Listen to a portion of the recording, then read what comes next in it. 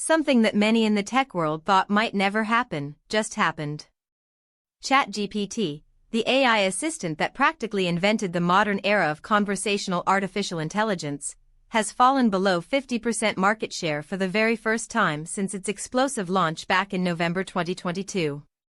Let that sink in for a moment.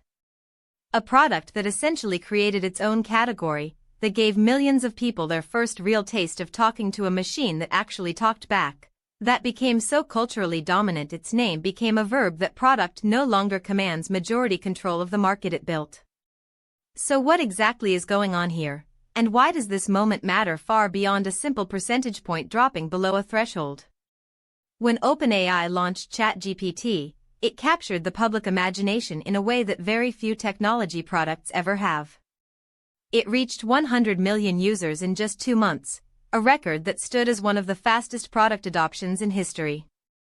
For well over a year, it was essentially synonymous with AI assistants.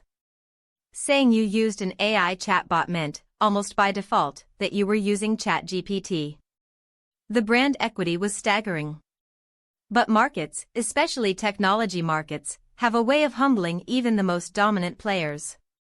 And the competitive landscape around AI assistants has quietly, then very loudly, transformed. Google's Gemini has been steadily gaining ground, embedded directly into Android devices and the broader Google ecosystem that billions of people already inhabit daily. Microsoft's Copilot, ironically powered in large part by OpenAI's own technology, has been pushed aggressively into enterprise environments and Windows operating systems. Then there's Anthropic's Claude, which has earned a devoted following particularly among professionals who value its nuanced reasoning and longer context windows. Meta has been deploying its AI assistant across WhatsApp, Instagram, and Facebook, reaching users who may never even think to open a dedicated AI app. And that doesn't even account for the international players and specialized tools eating into niche segments of the market. This erosion of dominance tells us something deeply important about how AI has matured. In the early days, people sought out ChatGPT specifically. They made a deliberate choice to use it. Today, AI assistance is increasingly ambient. It's woven into the tools people already use, the phones they already carry, the search engines they already trust.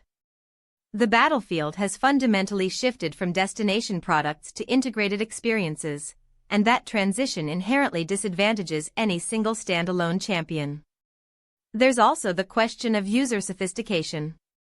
When ChatGPT launched, most users simply wanted to experience the novelty of a capable AI conversation. Today's users are more discerning. They have specific workflows, specific needs, specific frustrations with each platform. That maturity fragments the market naturally. Now, it would be a dramatic overstatement to suggest OpenAI is in trouble. ChatGPT still commands somewhere below but likely close to that 50% threshold, meaning it remains the single largest player in the space by a considerable margin. OpenAI continues to innovate aggressively with new model releases, voice capabilities, and its expanding suite of enterprise offerings. Revenue and user numbers continue to climb in absolute terms. But market share tells a different story than raw growth.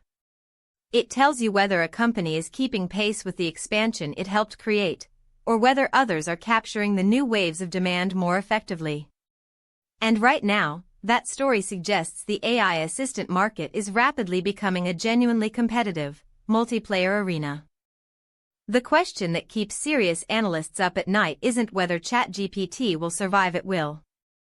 The question is whether the company that sparked this entire revolution will ultimately become just one voice in a crowded chorus, or find a way to reclaim the singular authority it once held over a world it helped imagine into existence.